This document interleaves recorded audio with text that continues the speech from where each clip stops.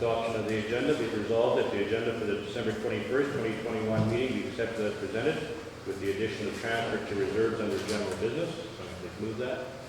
Councilor Corey, seconder. Councilor Koyak. All in favor? Confirmation of minutes. Be it resolved that the minutes of November 15, 2021 special meeting of council be hereby approved as circulated. Someone please move that. Mr. McDonald, seconder. Mr. Hatch. Discussion, errors or omissions? All in favor? Be it resolved that the minutes of November 16, 2021 regular meeting of council be hereby approved as circulated. Please move that. Councilor Upgrade, seconder. Councilor McGregor. Discussion, any errors or omissions? All in favor? Be it resolved that the minutes of the November 18, 2021 special meeting of council be hereby approved as circulated. Somebody please move that. Councilor Shodak, seconder. Councilor Corey. Any errors or omissions? All in favor? Carried. Under finance, be it resolved that the December 14, 2021 general accounts payable, being checks number 5367 to 5424 and 5426 to 5477, the amount of $2,482,673.33 be hereby approved. Please move that. Councilor Hargrave, seconder. Councilor McDonald, discussion? This would be school taxes? Yes. There's 1.1 million to Southwest Horizons and Yeah. 300,000 to Grand. Yeah, this. Further? All in favor?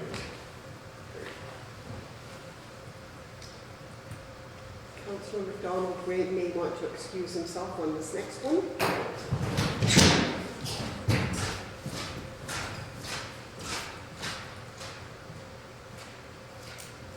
Okay, be it resolved that the general accounts payable, check number 5425 in the amount of $300 be hereby approved. So please move that.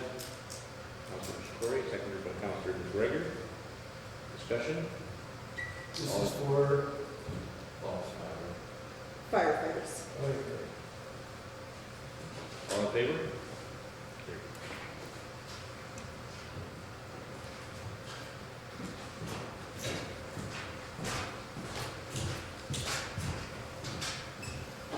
Be it resolved that direct deposit 196 being staff payroll for the period November 14 to November 26, 2021, in the amount of $16,714.65 be hereby approved. Sorry, please move that. Councilor John, second Councilor Corey. Discussion? All in favor? Be it resolved that direct deposit 197 being staff payroll for the period November 29 to December 10, 2021, in the amount of $15,074.15 be hereby approved. Please move that. Councilor Soya, seconder. Councilor Hatch. Discussion? All in favor?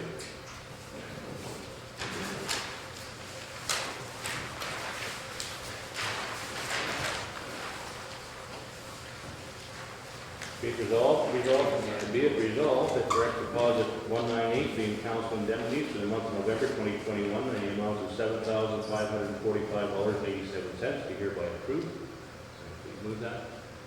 Councilor McGregor, seconder. Councilor McDonald, discussion? All in favor? Utility account, be it resolved that the December 14, 2021 utility accounts payable being checks number 795 to 805 in the amount of $11,390.53 be hereby approved. Please move that. Councilor Hatch, second. Councilor Corey. Discussion? All in favor? Opposed? Statement of revenue and expenditures, be resolved that the statement of revenue and expenditures report for November 30th, 2021 be received as presented. So please move that.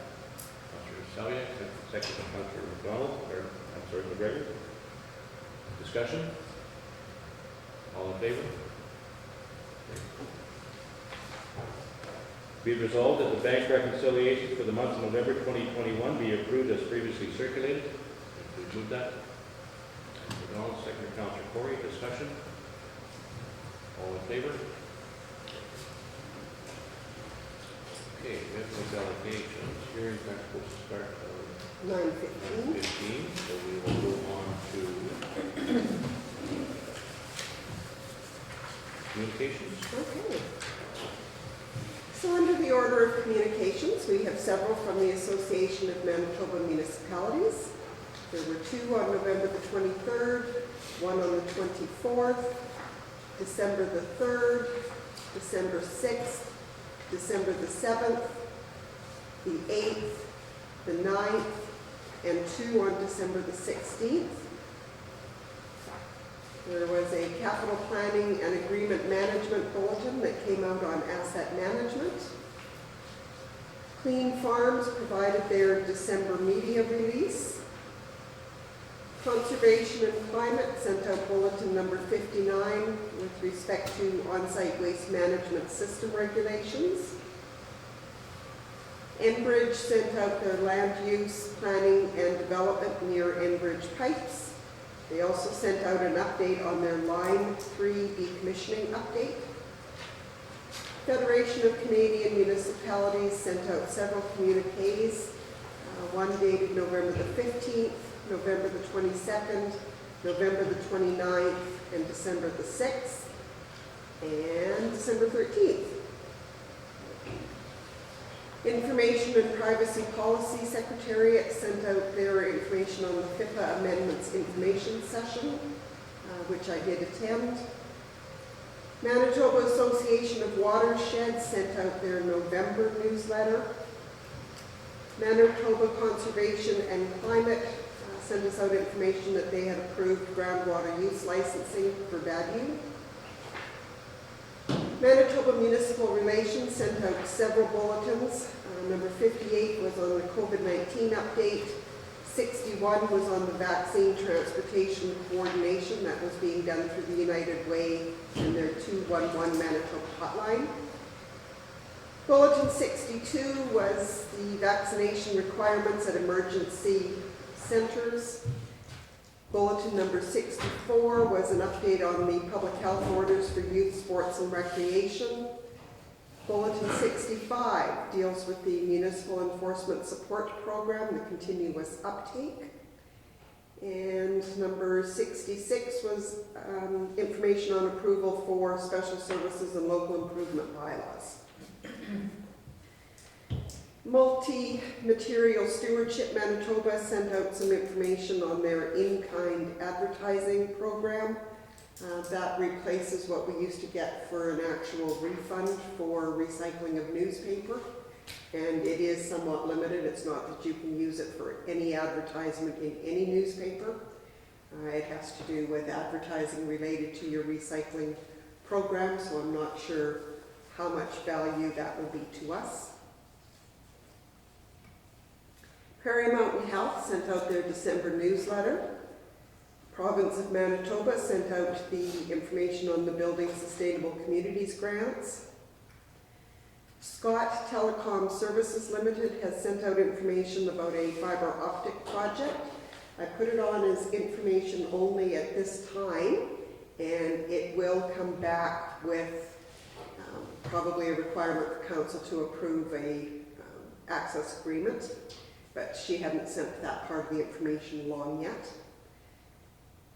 Census Chartered Professional Accountants sent their interim audit, and it had very positive results. South Central Natural Project. This is one that has been at council before. Council had requested me to write to them to see if they would provide us extra information. We had done that twice and did not get a response back. This letter that they're sending now isn't a lot different than what the original one they sent.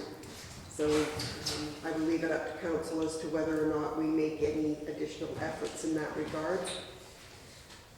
Stars Air Ambulance sent us their update. And Way to Go Consulting has provided information on the training that they provide pre-election as well as council orientation. Their information does indicate that they get booked up fairly quickly, and it's kind of, you know, if you get booked up and they can fit you in, they will. That will have to be a discussion that council may want to have as we get into budget deliberations as to whether or not that is something we should book or to go through who we had training us the last time. That could be a council decision. And that's it for communications.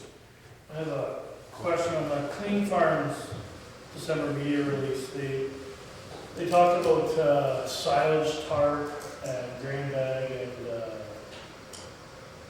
like that wrap and all that. Do we just accept that in our garbage, or do we have a program, or do we want something done, or do we have enough of that in our dump? Or? We don't have a program per se.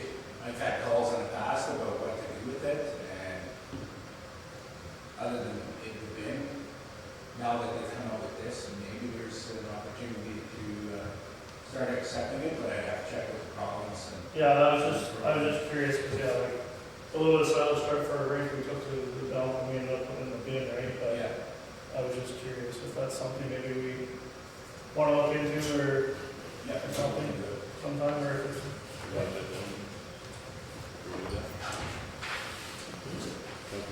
Mr. Chairman, just a question was regarding the New Horizons Seniors Program that grant was available. Were they made aware of that or anything? Do you know, or will they? This is an opportunity if they're interested. I would have to check. Norma quite often sends information around to anybody that she thinks might be interested. So, We'll check to see if she Yeah. sent that to New Horizons. That's what Larry requires. Mr. Chairman, I didn't notice that in the package, so I've got the rec commission working on pickleball equipment grant. They reached out to Seniors Independent Services. The deadline is 2 o'clock today for that package. Might be a little bit late to notify, but there is at least one application that's going to go in. yeah. And like, Norma normally does send it around to some. Mr. Chairman, I just wondered on the asset management, I just want to make sure we file that report that we need to file on the 23rd.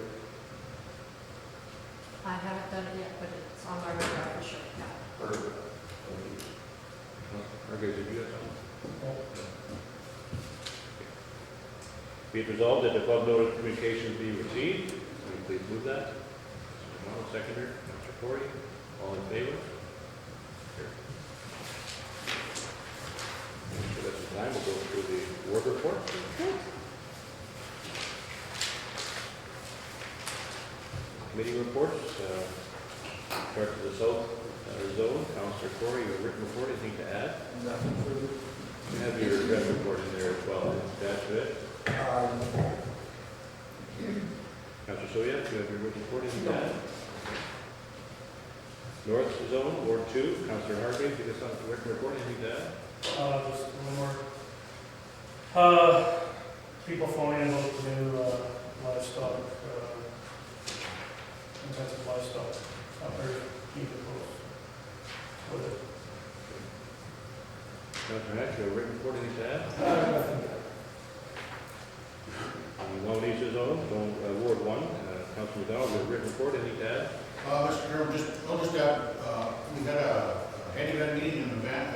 Now the vans are getting used a little more. They're doing their branded trips, but they are social distancing and sanitizing. The local van is going to the casino, I believe, or they've started two vans and the care home is going to now. So they are getting a little more use here with their cars and social distancing. Okay. Councillor McGregor, you have a written report. Anything to add? Nothing to add. Nothing to be added to my report. CAO report. Anything to add? Nothing further? Finance officer, you have a written report. Anything to add? Public Works Manager, you have your report. Written report. Anything to add? Sir? Nothing to add. The Wawanesa report from Drew, and the Fire Chief report. I don't know on the Wawanesa report. Just an update on the leak that happened yesterday, took people out of play up on Government Road. But my understanding is Drew got in, got the pumps that he required, and got them operational before end of workday yesterday. Was that Euclid pumps? Did you have to source the pump from Winnipeg or? We got those ones. Oh, we're not. I had last I talked to him, independent. And we did solve it. Right on. Well, that's good. Be it resolved that the verbal and written reports be received. Please move that. Mr. Kodiak, seconder. Mr. Hargraves, all in favor? It's number 15. Okay, so we'll go back to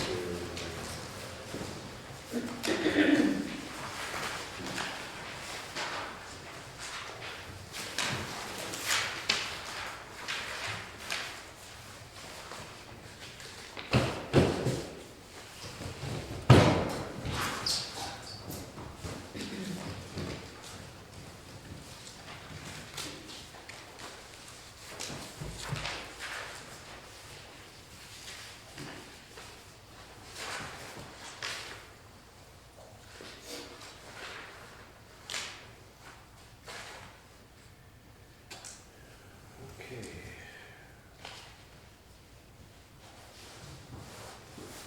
So we have the public hearing. Do you wish to start us off? We do.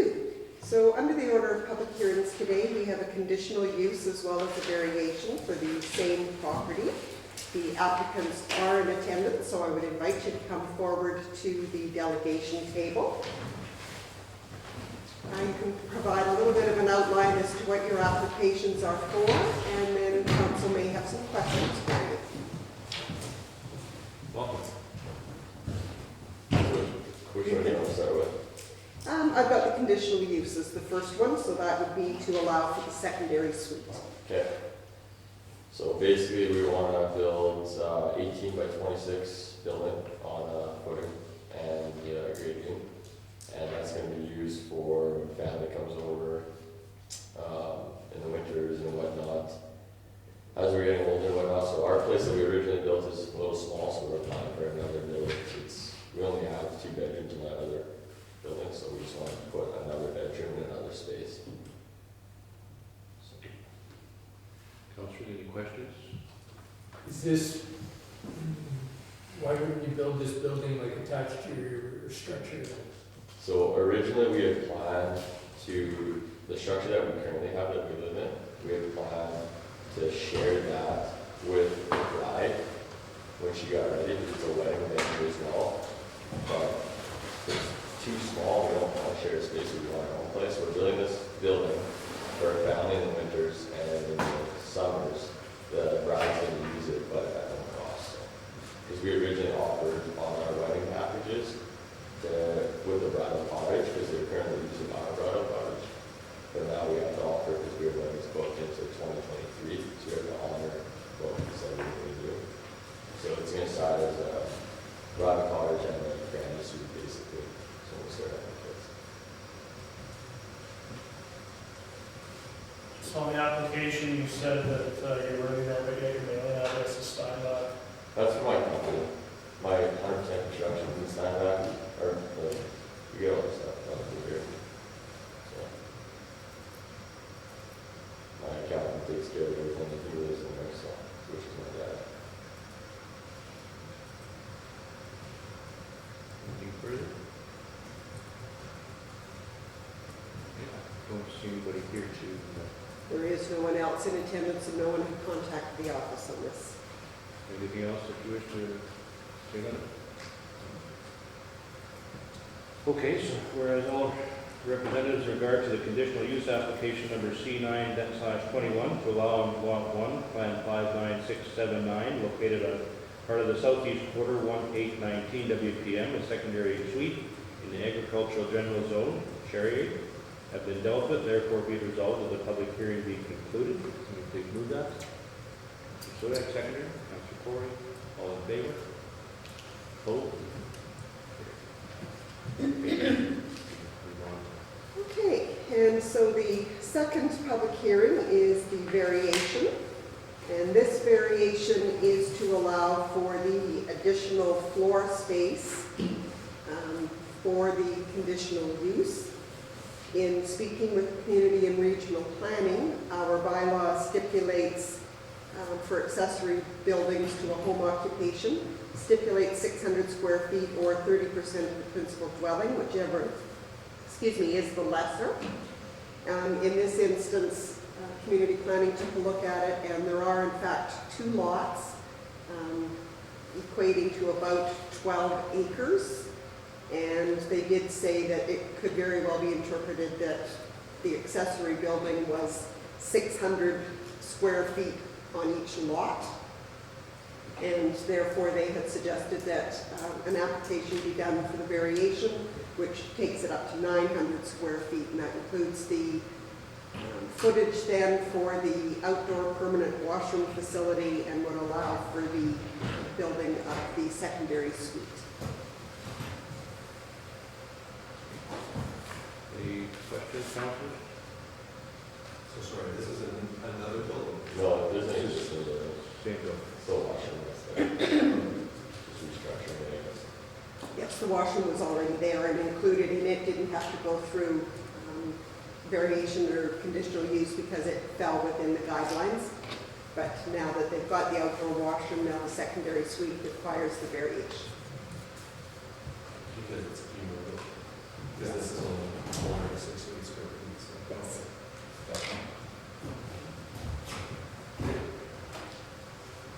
And again, there was nobody else who contacted the office in regards to this variation. Anything to add, you wish to add to? Anything you wish to add? No. Okay, whereas all representatives in regard to the variation application V9/21 to increase maximum floor space for accessory buildings from 600 square feet or 30% of the principal dwelling, whichever is lesser, to 900 square feet on lot 1, plan 59679, Sherry 8, have been dealt with. Therefore, be it resolved that public hearing be concluded and council resume its normal order of business. Somebody please move that. Mr. Donald, second by Councilor McGregor. All in favor? Carried. Thank you.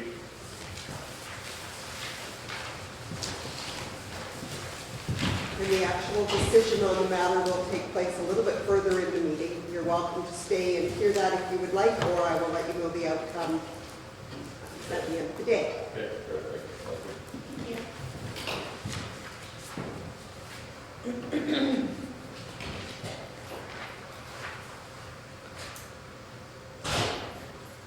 Okay, into bylaws, is that right? Caught up to there? Okay, be it resolved that bylaw number 16-2021, being a water and wastewater rates bylaw, be amended in Schedule A by deleting in Clause 8 the amount of $125 and replacing it therefore with the amount of $250. So we please move that. Councilor Donald, seconder. Councilor McGregor. Discussion? All in favor? Be it resolved that the bylaw number 16-2021 is amended, be read a second time. Please move that. Councilor Soyak, seconder. Councilor Hargraves, discussion. All in favor?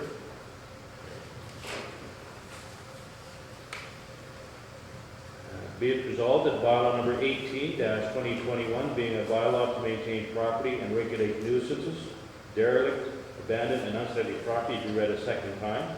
Please move that. Councilor Corey, seconder. Councilor McGregor, discussion. Councilor Hatch. I'm still concerned that nobody's going to regulate this. However, we are in having a place.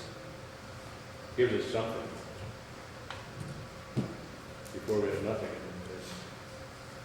And if I could add, with council having adopted a fines bylaw and our opportunity to make use of the commissionaires, we do have a bit more opportunity to investigate and follow up on any courtesy letters that I may send out through them. It will ultimately be council's decision whether it remains just on a complaint basis or whether at some point in time council wants to do an overall review and cleanup of the municipality, in which case that would take more of the commissionaire's times, but I'm certain that they would be prepared to do that if that was council's direction. Okay. All in favor? Okay. Be it resolved that the bylaw number 18-2021 be read a third and final time. Please move that. Councilor Donald, second by Councilor Hargreaves. This is a what's the word I'm looking for? Recorded vote. Recorded. I knew I'd get it somewhere along. This is a recorded vote, so all in favor? Great. Unanimous.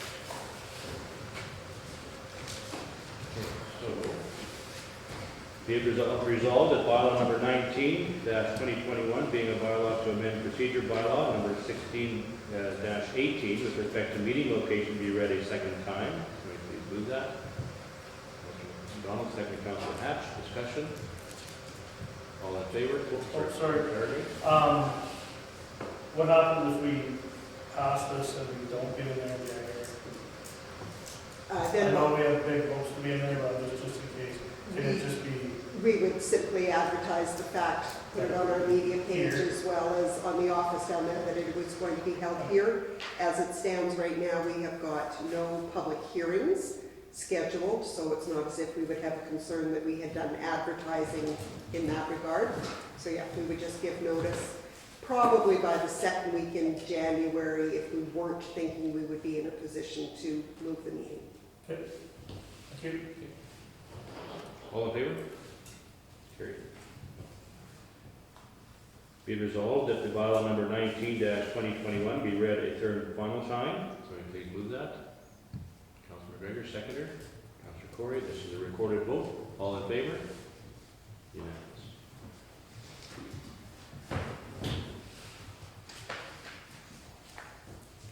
Okay, unfinished business.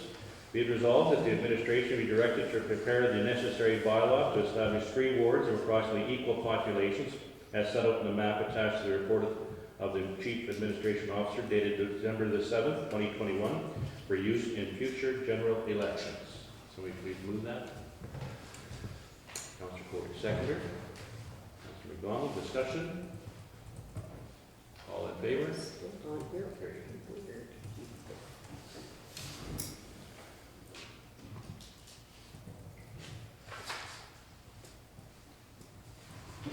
Okay, caught up. I would think my fingers would work. Okay. Okay, under general business, be it resolved that the conditional use application number C9/21 to allow on lot 1, plan 59679, located on part of southeast quarter 1819 WPM, a secondary suite in the agricultural general zone is submitted by Jesse Cherrier, be approved without conditions. Somebody please move that. Councilor Gregor, seconder. Councilor Soya, discussion? Yes, I have some concerns about this property and the people that operate it. When we originally okayed the original, it was a property. It's ballooned into quite a little business. We've had concerns from neighboring people about noise and traffic, and I don't believe they live there. I just think it's their business, and I'm not saying I'm against it, but we just have no way to recoup any, we're talking massive amounts of vehicles coming down there every weekend, and we have inebriated people out of people's yards. I just think if it was, and it's also in the, it says right here, in the agricultural general zone, and I don't know how that's, when I think of a home business, I just think, you're an accountant, you're a hairdresser, you're whatever, even a used car salesman. There's not, there's a few vehicles a day or a week come down, not 50, 60. And the road they use is Treesbank Road. It's a road that every single one of us, we know we have a problem with.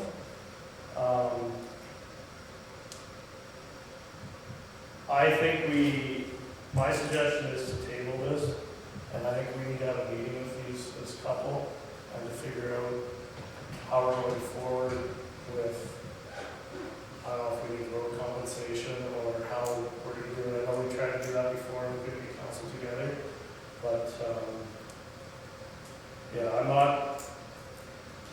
not saying I'm against it. I just think we need to, before we just keep adding and adding things here, it gets bigger and bigger, when does it stop? Because we've had complaints before. So that's my. Councilor Gregor, you have. Mr. Chairman, I share your concerns, Councilor Hargreaves. I just don't think that it's relevant to this application. And So not approving this isn't going to change the concerns you were raising, and we have no ability to go back in time and change the original approval, which is what would be needed to do some of the things that you just mentioned, in my opinion. So I for sure think we need to have the meeting that we discussed in the fall, but I just don't think that this is relevant to the concerns we have. Okay, Councillor Hack? So if these guys continue to expand this business, maybe we should put a requirement that about dust controls, which I know they wouldn't do because it's just going to be too costly for them. But, or make them bust the people out as opposed to everybody doing individual cars. But it's kind of, we're picking on one business entity rather than all of them, and if we're going to start putting separate criteria on them. I'm thinking of other businesses we have out there, whether it be the butcher shop, located hire, and all these other ones. We don't have that criteria on them. We're picking this group because of a variance report or conditional use application. And I don't know if that's the right way. I agree with Councilman McGregor. I think this, we're trying to close the barn door after the horses and that sort of thing. So it's just over there. This won't stop what's happening over there.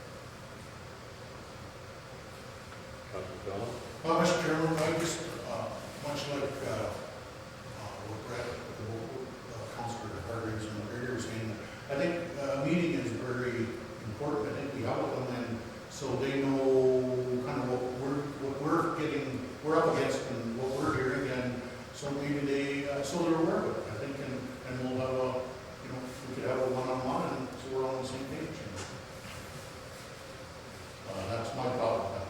Councilor Hargreaves, you did mention having a table motion. Are you going to, did you want to put that on? Because that should be dealt with.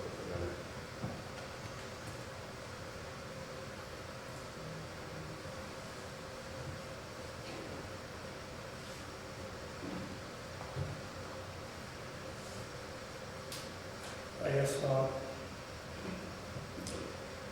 Your Worship, if I could add, there have been concerns expressed in the fall. Council had raised some as well as some of the residents that we've heard from. There has been discussion with the applicants in this regard. They are more than prepared to sit down with council as well as with any of their neighbors. There are some suggestions that could go forward. Some of it might include the requirement that in their packages they have to include security, so that in fact you know that inebriated people aren't going off-site. It could include something such as your noise has to be decreased, like music playing. Noise has to be decreased, substantially by 11 o'clock in the evening. Not to say that you can't continue to play it, but the volume needs to go down to allow everybody else to enjoy their well-being. They do have a busing option with their packages, and perhaps that is also something council stresses, is that that needs to be a major component of the operation. Certainly the applicant doesn't want to have surrounding neighbors upset as they operate their business. The intent when they originally came forward was to place it in a location and in a yard the size that they could have, so that it wouldn't necessarily impede. But if that is happening, then I think setting a time aside for council in particular to meet with the applicant and see what other kind of conditions might be put on. And council has that opportunity. I mean, this is an approved home occupation that does require that it meet council's requirements for noise and dust. So those are things that could certainly be addressed, but I think it's likely best done with the applicant's involvement, and perhaps at a time when we're actually out there at the facility that you could see kind of what their setup is, etc., to see what might be doable to help alleviate. Who's that? Any of us been at the facility? We were invited last fall, we just couldn't make it Couldn't with get the timelines. council together. I think it's very seasonal, so we'll have to wait till this spring to see what it's all about. Okay, so on the conditional use, all in favor? Opposed? Okay, be resolved that the variation application number V9/21 to increase the maximum floor space for accessory buildings from 600 square feet or 30% of the principal dwelling, whichever is lesser, to 900 square feet on Lot 1, Plan 59679, located on part of southeast quarter 1819 WPM in the agricultural general zone as submitted by Jessica Charrier, be approved without conditions. So if you move that. Councilor Bell, seconder. Councilor McGregor, discussion? All in favor? Opposed? Okay, the David Thompson Karen, be it resolved that the request by William Ettridge for construction of a walkway from the upper level of the bank, north bank opposite the St. Paul's Anglican Church to the site of the David Thompson Karen be considered in conjunction with the budget deliberations and or grant applications. Somebody please move that. Move it. If not, if you wish to move it. Okay, seconder. Councilor McDonald. Discussion. Councilor McDonald. Mr. Chairman, I'm just wondering here, is he expecting council to pay for the steps and install them, or? I believe so. Pardon? I believe so. Councilor McGregor. I'm just thinking of moving an amendment, because I don't think a walkway makes sense.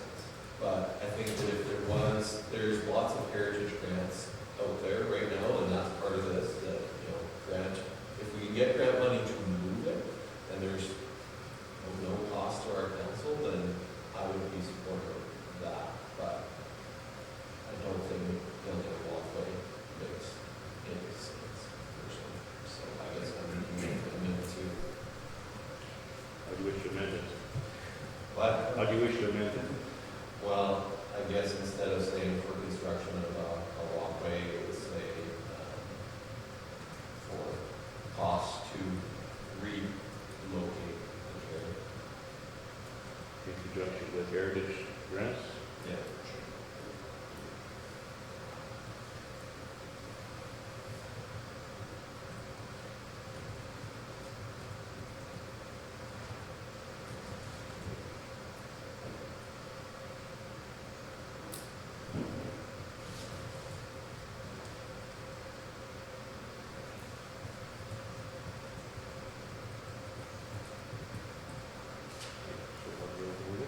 Just that be it resolved that the request by William Attridge for the construction of the walkway, so that whole paragraph, and then I've got the motion is that the motion be amended by deleting construction of a walkway and substituting therefore movement of the cairn in conjunction with approved heritage grants.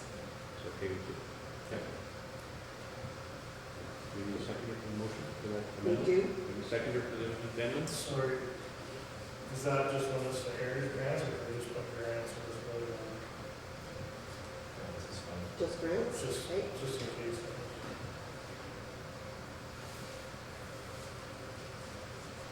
For a seconder? Margaret? All in favor? Great. Okay, be it resolved that the vaccination policy number PER 014 be adopted as amended. Mr. Chairman, Somebody please move that. I think we need one more, I think that was the approval of the amending motion, right? I think we now need to approve the, Main motion as amended. yeah. And we had councillors Corey and McDonald as the main movers of that. You need to vote on that? Yeah, just to vote on the main motion as Main amended. motion? Yeah. All in favor?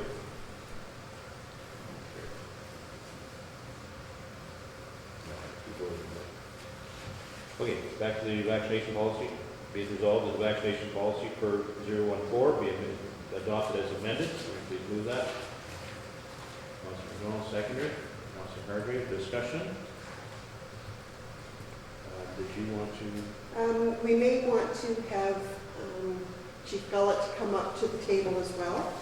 So, Council, as you are aware, this conversation started when we received information from AMM that they had gone through their legal services department. They had drafted up a template of a policy that they believed could be pretty widely adopted by any municipalities in the province with respect to encouraging vaccination or providing for the alternative, and that being that unvaccinated staff would be tested. Since the original policy was drafted and sent out for council to take a look at, Chief Gullett had come in and had a conversation that many of the volunteer fire departments were using the same policy as the municipalities were. And so he and I had sat down and did some amending to the draft bylaw, which you would have received a copy of with those changes in red, basically to include volunteer firefighters. The one thing that was different between the firefighters and what was being proposed for staff was that given that firefighters are volunteer, Chief Gullett was not recommending that they have to go through the process of being confirmed by a pharmacist once a week. Still the requirement that they get tested 3 times a week, but didn't require confirmation by a pharmacist. Council's original directions to me, I believe, was that they did want 1 test per week to be confirmed by someone. So I think council is likely to want to have some discussion on that, and Councillor McGregor had sent in some information as well. I will let council know that I have received 2 boxes of rapid tests that came to us from the province. They did send them out free of charge, including the carrier charges to get them out here. How long that will continue, I can't say for sure, but we did get the first 2 boxes. Chief, did you want to elaborate on any of that?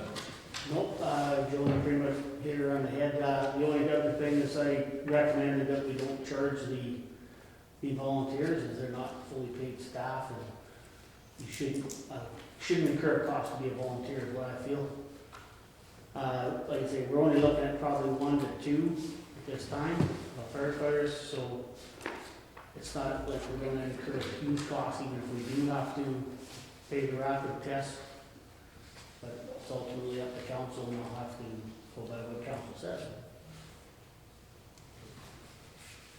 Mr. Chairman, just to Joni, how many test kits would be in a box? The ones that they have sent us are 30 in a box, so we have got 60 on hand right now. It appears to me as if they only send them out in batches enough to cover off kind of a month or 2 at a time, and then you go back through your account and order more. I believe I ordered them on a Thursday, and I think they were delivered on a Monday, so they were very quick. Whether or not that changes with the province's decision to try and roll out rapid tests to schools, I don't know what kind of impact that might have. Councilor McGregor, did you have something? Yeah, so I'm just trying to sort through my head what the best way to deal with this is, because, I've got 3 changes that I've suggested. So I don't know if we want to talk about each one as a separate amendment motion, maybe, Or even have the discussion first and see Okay. whether or not there seems to be some support, and then I can find a way to update things as we go. Okay, so Chief Dennis, Ellen and I disagree on the testing, and we know that, so I'm going to leave that to the end. But the one that I suggested was just a change to the wording where it says a positive test result will require a subsequent rapid test followed by testing and a COVID-19 test to the site if necessary until a negative result is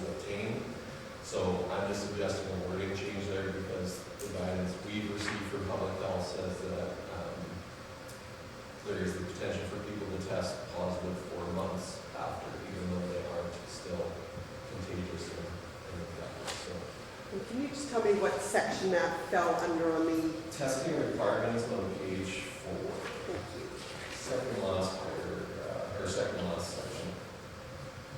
I think the update we made on that really was to have it, before it didn't say if they failed to pass a rapid test, if they had to do anything, where there was no direction there, so we added in, they have to go to a provincial test site to be tested on after 2 fails, so.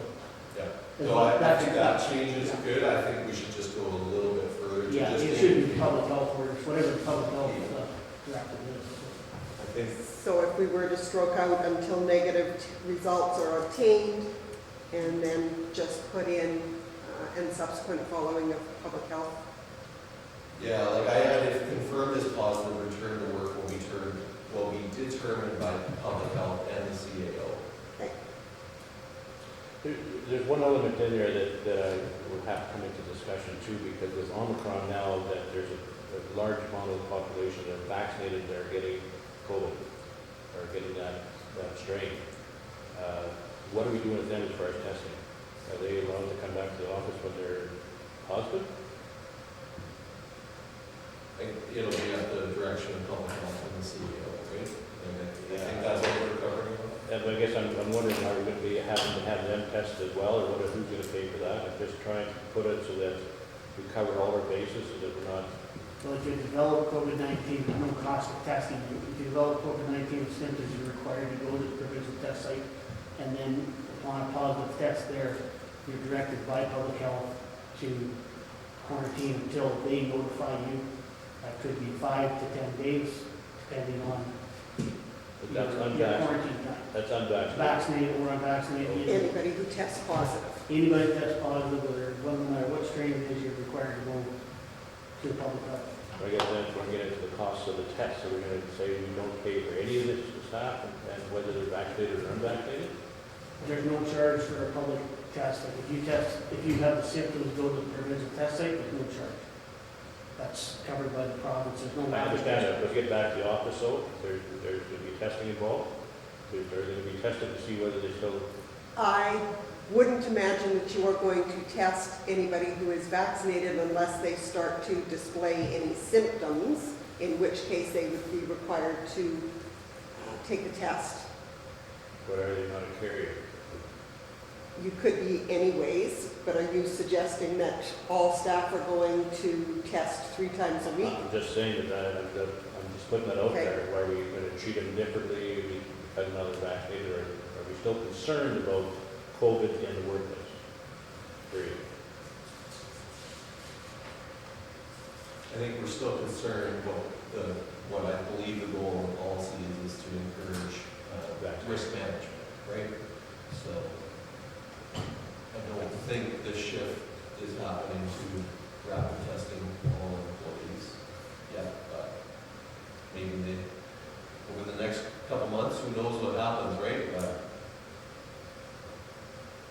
Just looking at incorporating as much as we can, to be as fair as we can with everybody.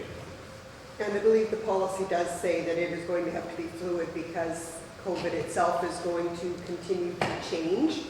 And so if that is something that public health starts to recommend, is that all employees be tested, vaccinated or not, then I would suspect that that would be an amendment that we would want to make at that time and start testing all employees. So that's an amendment that you're going to mark down. I think that's in here already, is that policy review and modification says that risk management strategy is ever evolving, and we're going to have to be prepared. Councillor McGregor's under the testing requirements, I'm fine to remove until a negative test is obtained and utilize the wording that he has included, that testing requirements return to work would be in conjunction with public health and CAO. Okay, so we need an amendment to that effect? I don't know, do you want it listed or do you want me to take these changes, put it into the document, circulate it around and make sure that I've caught your intent? I mean, that was why I had put the words be adopted as amended, but I can certainly word it that way if you want. would that delay implementation about the policy to next meeting, or? I don't believe it would delay it. I would be putting this in and seeing that I did in fact capture what your intent was. If we're approving it today as amended, I would say that it is in place, and the timelines that I have set out being January the 31st for part of it and January the 15th for part of it would still remain the same. So I guess, does anybody have an issue with that one? I don't know if this is so much an issue, but a question. If someone is not vaccinated and on our testing regimen, and they get COVID and recover, do they not test positive for some time after? Like, will we have to change the testing when we return to work, or? I believe that I don't know if we would continue. Public Health will let us know at that point whether or not the testing has to continue, or like you say, whether they're likely to still show negative results. And that would have to be Public Health giving us an indication as to what to do on return to work. Okay, do you have one to go to the second one, Councilor McGregor? So that's great news that we got those tests for free. I still think it would be a good idea to just change the word free to low cost, and if they are free, great, but we are creating the expectation that they're going to be free. And you have a section where I specifically use that word. That is the very last section. Second Okay. line of the last section. Okay. To obtain low-cost rapid tests. Yep.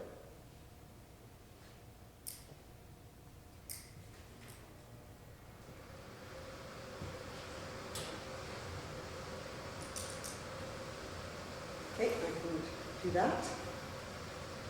So then the third one, everyone's okay with that, I'm assuming? Third one, yeah, I still don't believe that using taxpayer dollars to pay for tests for employees or volunteers is going to be received well in the community, so.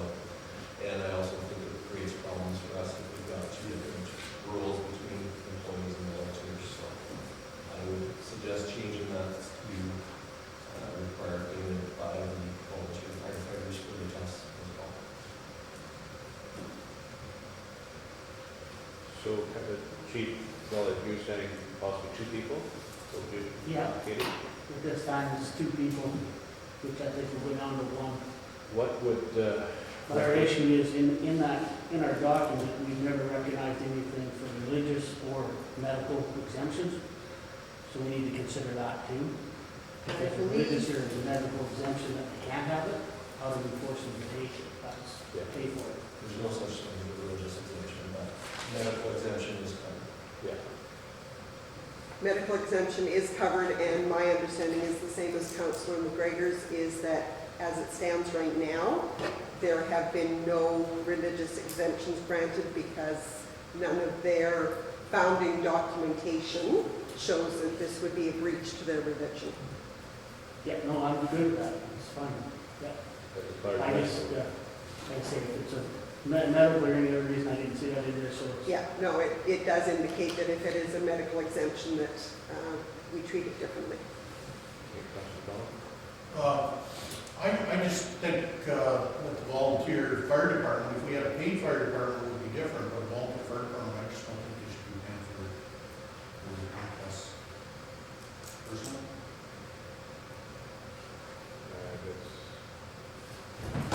It's double-edged sword, basically. How do you say it shouldn't be left like that? It's the council decision. Sorry, so are we still going to the pharmacy for 1 week or? Not for the Okay. volunteer firefighters, no. Okay, so that's another amendment. So once a week, we are not requiring employees to confirm with the pharmacist? The volunteer firefighters, we are not under the way it's written currently, which in my mind makes sense because they're not full-time employees, so to have them test 52 times in a year when they might go to 3 fires, doesn't, I can understand the difference there. So I'm fine with leaving that as is. But if they became symptomatic and had to go for testing, well, they would go to a test site. Is it still council's desire that staff once a week are going to be required to get confirmation from a pharmacist? What's the alternatives there? They either test 3 times on their own accord, or I guess have them that they come in and test in front of me, but the whole idea being is that if they test positive and they've been sitting in the office for 20 minutes, we've then impacted the staff members. Well, presumably they're masked, right? I mean, we're getting, if you go to any one of the grocery stores in Winnipeg, Brandon, wherever, you have unvaccinated people in there. So if they're masked, they're supposed to be still protected. So we get to the test situation. So if this is supposed to be done on the employee's own time, you're suggesting that I'm going to come in once a week? No, I'm not making. No, I'm just saying, because I'm just- if we're going to have them tested in front of someone, and it isn't going to be a pharmacist, then I think it needs to be me. I don't think it's fair to put that on any other member of the staff. And if the guys start to work at 8 o'clock in the morning, I would need to be here from 20 to 8 for them to test in front of me and get the results.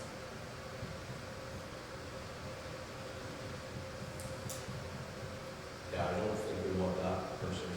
I would leave it as is. It's another layer that I don't think is good either. Yeah, and yeah, like I said, this language I think came from some of the policies that school divisions already had in place, but if council doesn't want that, that's why it's highlighted. Is there anyone other than a pharmacist that would make sense, like a public health nurse, like just depending on someone's circumstances, that's a more workable situation? You won't get a public health nurse to witness a rapid test right now. Oh, okay. Not in a million years. They're too busy. They're shutting down doing contact tracing because they don't have time to do that, so. Some of the policies that I had seen had said a doctor or a pharmacist, but again, I suspected that it's more difficult to get into a doctor every Wednesday than what it is to a pharmacist. Councilor Hargreaves, do you have time? I'm sorry. Mr. Chairman, I'm just wondering, like, if we're asking our staff to go to pharmacy, is that on their own time, or is that, like, that's, you know what, that would mean they'd have to be getting to that pharmacy within business hours, and is it on their own time, is it on department time, or municipal time, or? The original. There's a whole bunch of things that would, you know, need sorted out with that. I'm sure that's the first question we asked. Yeah, the original part of the policy said that testing would be done on their own time, but again, council, that's your decision to make. We did check around to a few pharmacies. I think Darcy had found in his neck of the woods that testing with a pharmacist was probably anywhere from $30 to $55. The 2 pharmacies that I had checked in Brandon were $55. So I think when you, I think the cost of the tests, when I took a look at them, I think they were either $30 or $35 a piece. So I'm thinking that the additional cost for the pharmacist is just for their time and their paperwork. They would provide the test itself. I don't know if you tried to make arrangements that we send a test and they just do the confirmation, whether that would change the cost at all, but I'm guessing not. I wouldn't want some who knows what we've done with the test, right? Verify somebody else's work. Okay.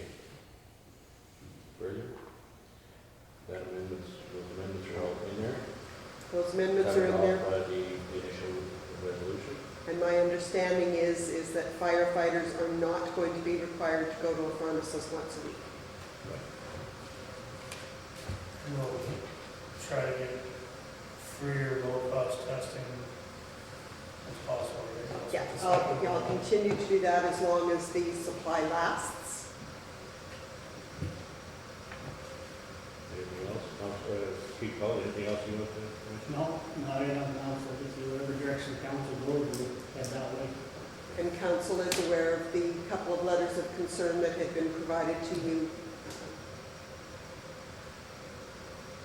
Councilor Bell? Just one thing, I just, to Joni's chairman, just wondering on a once a week test date, whatever that may be for staff, would an option be in early that day and go home early? As in if they're testing in front of me? Yes, yes. Because you said you'd have to be there 28 or, Well, yeah, I would have to be there before they head out for work. I just wonder if that's an option. If that's the direction council would like to take. Yeah, it's another layer of this. Quite onerous. Staff. Okay, so there's nothing further. So, sorry, where did we land, just for clarity on firefighters paying? I think I spoke in favor and you spoke against. Well, we put it that they're not required to have a pharmacist do the, go to a pharmacist to do it, so that, of course, that cuts out a lot of cost. You've got the rapid test already. Yes. Now, if the rapid tests suddenly start costing us, Then it's, then would it be a case of come back and review the policy at that point and see where we've gotten to? so okay, we do count as you go. Yeah, it's fine with me. So just one more question on logistics, and I don't think it necessarily matters, but how are you going to implement this? That's like, I'm gonna tell them they have to test Monday, Wednesday, and Friday, if they want to stay with us. If they don't, then they'll be done. so, okay. That's just a big policy, and they have to learn to follow policies, because we're not all of the age, you can't follow and do what you want to do anymore. Okay. You have to do it, so. I wasn't sure if we were going to do the regular testing without, because you don't know when there's going to be a call, right? No, if you do, we're gonna do it Monday, Wednesday, and Friday, because they're good for 72 hours, so you figure if you do it Friday morning, they're good till Monday morning at minimum, but there's no way to have a schedule for them. It's easy to say Monday, Wednesday, and Friday. Okay. Historically, most of our calls are between Friday and Sunday.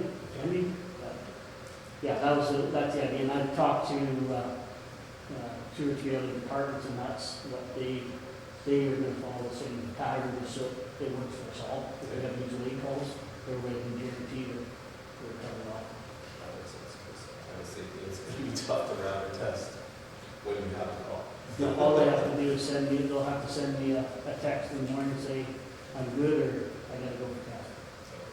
And honestly, I have to trust my employees, so I'm gonna trust that they're gonna do it. If they show up sick, and if everybody else sick, we're not gonna make it happen. And there was some discussion within the staff as well that we may have to be a little bit flexible on what day of the week or how it is that staff would go to the pharmacist. If we happen to end up where typically they were going on Wednesdays, and Wednesday we end up with a huge snowstorm and they're not able to go, then that would be a home test day, and we'll get them into the pharmacist later that week or whatever to provide the flexibility that staff would need. And you would basically oversee that anyway, like that would be something they make arrangements with through you also, right? Yeah. Okay, so the amendments are there. Policy is set out. We have a mover and a seconder. Call for vote. All in favor? Carried.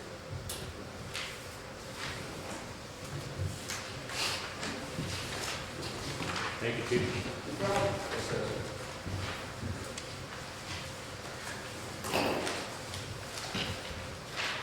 Okay, so we're into council meetings, and we're heading. We are. Okay, I want to miss it. Be it resolved that council meetings in 2022 be held on the third Tuesday of each month with the following exceptions. January to be held Tuesday, January 25th, 2022 to allow for the relocation of the municipal office to Wawanesa. And April to be held Tuesday, April 12th, 2022 to allow for attendance at the AMN Spring Convention being held April 19th to 21st. So we please move that. Councilor Follett, seconder. Councilor Hargrave. Discussion. All in favor? Whereas Section 163 of the Municipal Act provides as follows: a council may adopt an interim budget to have effect only until the council adopts operating budget for the fiscal years. Therefore, be it resolved that council adopt the following interim budget for 2022. Operating requirements: general government services, $275,000; protective services, $65,000; transportation services, $420,000; environmental health services, $58,500; public health and welfare services, $13,000; environmental development services, $3,300; economic development services, $16,300; recreation and cultural services, $53,500; fiscal services, $817,000; and water and wastewater services of $175,000. Can I please move that? Councilor Hargreaves, seconder. Councilor Corey, discussion. All in favor?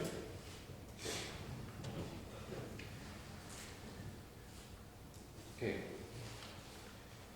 Whereas in accordance with Section 252(2) of the Municipal Act, the amount of all outstanding charges for water and sewer services are a lien and a charge upon the land service, and shall be collected in the same manner in which ordinary taxes upon land are collectible, and with like remedies. And whereas in accordance with Village of Wawanesa bylaw number 519, being water and sewer rates bylaw, due notification has been given to customers with outstanding balances of greater than 90 days. Therefore, be it resolved that the outstanding balances indicated on the transfer utilities arrears to tax roll report dated December 2021 be added as taxes for the respective properties unless other arrangements have been made with the municipality. Please move that. Councilor Hatch, seconder. Councilor Corey, discussion. All in favor?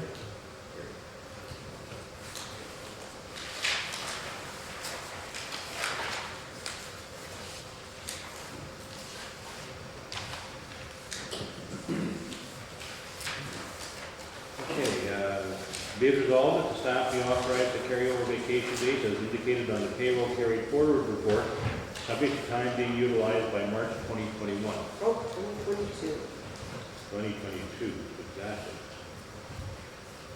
So the report subject to time being utilized by March 2022. Can we please move that? Councilor Soya, seconder. Councilor McDonald, discussion. All in favor?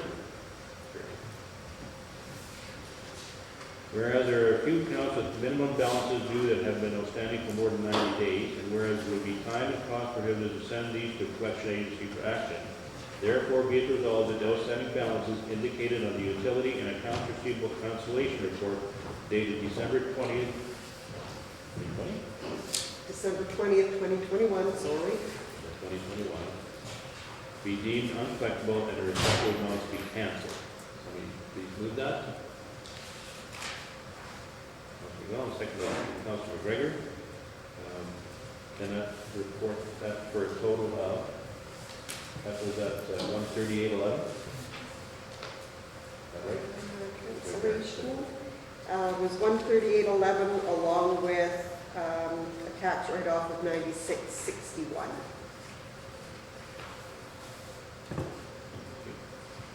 Councilor McGregor? Mr. Chairman, I just wonder if we have a bit more information about account number 205-700, which is fifth on the list. We're showing right off here. Is this previous owners? Is that why we are? Yeah, that would have been the amount of the final bill that was sent to them. They moved out of province and we are not sure what happened. We could try and collect, try and send another letter. We do know that there was a forwarding address. None of the past due notices that have been sent to them have been returned to us, so we know that they're being forwarded on. It just takes the fact that we would be attempting to collect out of province. We will continue to try to do that, and in the event that we have any luck with that, we would add it back.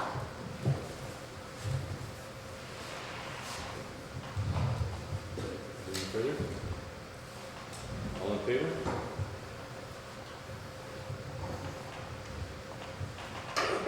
Be it resolved that the revenue received from the sale of the fire truck F-250 be transferred to the fire reserve, and be it further resolved,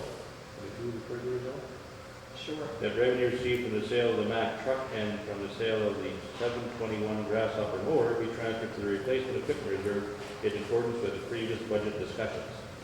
Please move that. Mr. Soyak, seconder. Mr. McGregor, discussion? Batch? Did we not transfer, say, the Mack truck, did the funds not go, say, to the gravel trailer? Or how does that work here? Pardon me? What's that? I didn't hear. Say it again? Did the funds for the Mack truck not go for the purchase of the belly dump gravel trailer at the time, or no? So the purchase cost came out of the reserve, then the amount that we got for the sale, this is putting it back into the reserve. This is our resolution that the auditors are requesting, is to follow the money. Yeah, we just had it up Council before. approval for the money as per the budget. So it's going into the reserve, and the cost of that trailer is taken out of the reserve. So Exactly. it's just the proper entry. Okay. All in favor? Carried. Okay, transfer to reserves. Be it resolved that $75,000 be transferred to general reserve. And so we move that. Councilor McGregor, seconder. Councilor. Oh yeah, okay. Can you elaborate on this 75,000? There was a sheet that we handed out Yeah. that calculates, compares what was budgeted for this year and year-to-date plus what still needs to be posted, and shows what we have for surplus. And based on that, that's where we're recommending conservative 75. Okay, so this is a surplus addition to reserves for next year's budget, or to be put into reserves created So it would be put into reserves this year to be used next next year. year. So it's Or surplus. whenever, yeah. Okay. And Sure. general reserve, it's not counting what we just voted on, right? Right. Yeah. All in favor? Carried. Be it resolved that the electronic decision of council to accept a quote from Infinity Blinds for the purchase and installation of cordless shades for the Wawanesa office at a cost of $6,912 plus applicable taxes be confirmed, whereby the expenses shall be funded through the building reserve. Can we please move that? Councilor McGregor, seconded. Councilor Hatch, discussion. All in favor? Carried. Be it resolved that this meeting is now adjourned. To meet again on Tuesday, January 25th, 2022 at 9 a.m. at the municipal office in Wawanesa. Please move that. Councilor McDonald, seconder. Councilor Corey, all in favor? Carried.